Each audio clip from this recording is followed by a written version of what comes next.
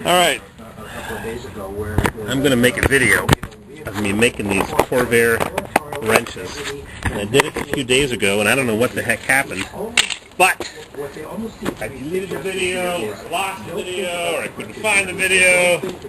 Anyhow, I just finished chatting with a fellow that works for the Ford dealer. He's got a 2012 Ford Focus. I don't need no stinking new cars. Somebody asked me on YouTube why I drive my nice rust-free California vehicles, and I answered them, what do you expect me to do with it? But it's sitting in a museum? Gotta use them up! Burn them out!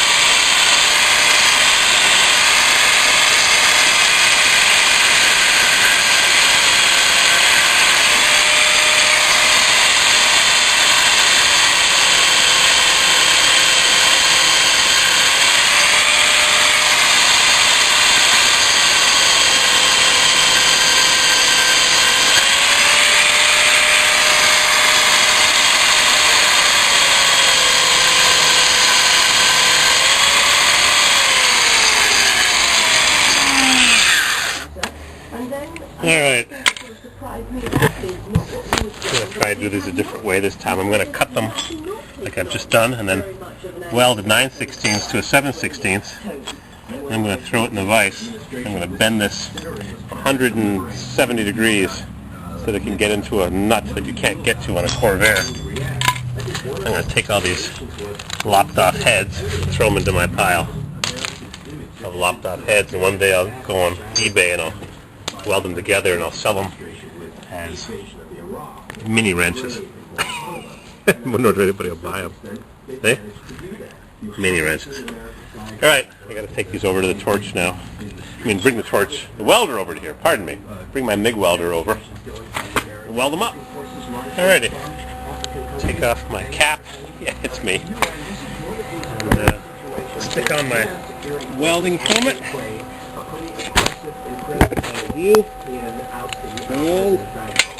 And I've got my wrench set in my little jig, and I'm going to weld two halves together, just like that.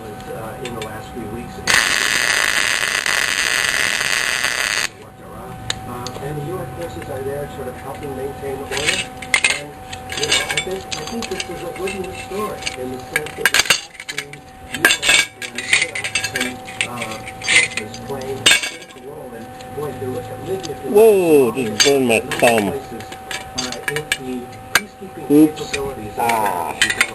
That was hot. Hang her up!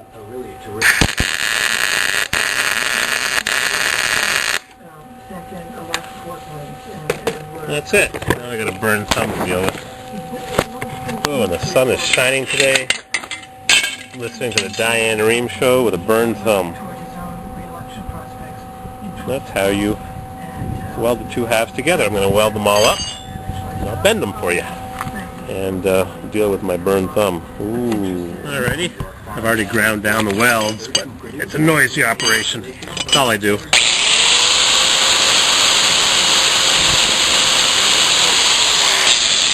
Just grind them down.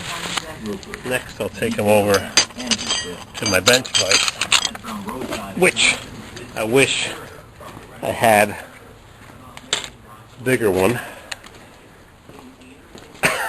That's what she said to us. Here's my Craftsman bench vise that I've had for 20, 30 years. Probably 30 years. Probably made in the USA too. Maybe not. Craftsman.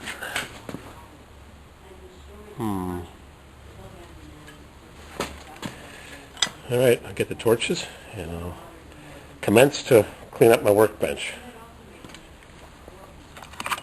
There's the link that I had welded on to the Toro home. Remember that? It's a while ago, huh?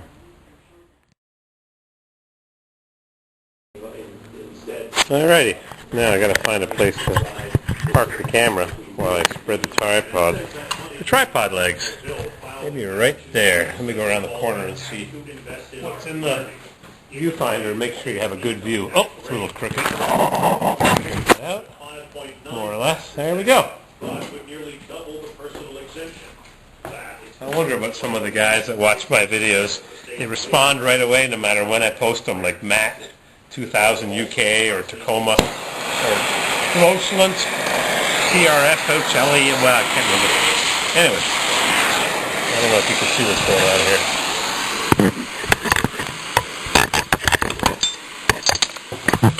There's my sparker. There we go. Now, where'd my sparker just fall down to? Right there. There we go. See? Sparker. Oh yeah, I've got two of them. Double spark. Alright, I'm going to heat this wrench up and bend it. And I sold my sample wrench, so I might have to go next door to my Corvair, make sure I got it bent at the right angle. Cool, huh? Now, I'll open this up, heat it up again. One day I'll make a better system of doing this. I need two hands, one to hold the wrench, and one to crank the vise closed while I bring this all the way around.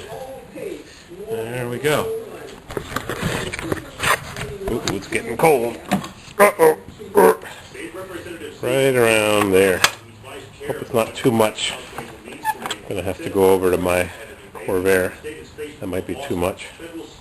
I also have to bend this end, but I can't do it because this end's burning hot. So what I also do is, somebody's going to be sending their wrench back. I just mailed them another one. I may have distorted it when I heated it up. I have to make sure the bolt fits inside. See? It's important. Alright. I'll show you how I do the other end of it, and then I'll go over to the Corvair and make sure it's the right angle to have proper access.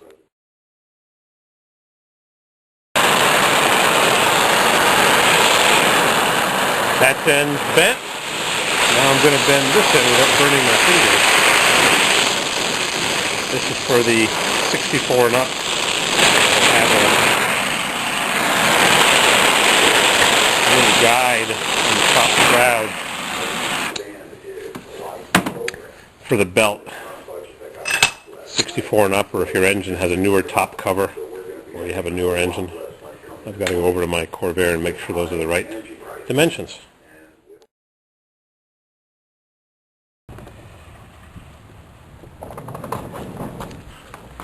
There she is.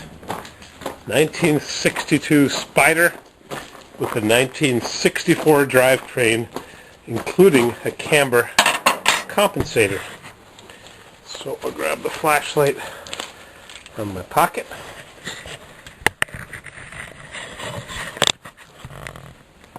And with my still hot wrench, hot off the press, I'll make sure, whoa, that's burning hot. I should have dunked it in the water outside. I'm burning my fingers.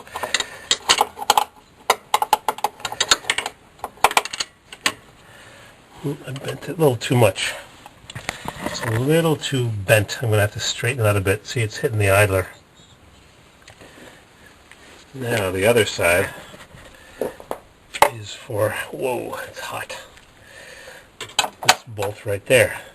And the turbos have an oil pressure line right there, and it has to be bent a little extra to clear it. But yep. So this bend, well, I'm burning my hand on this.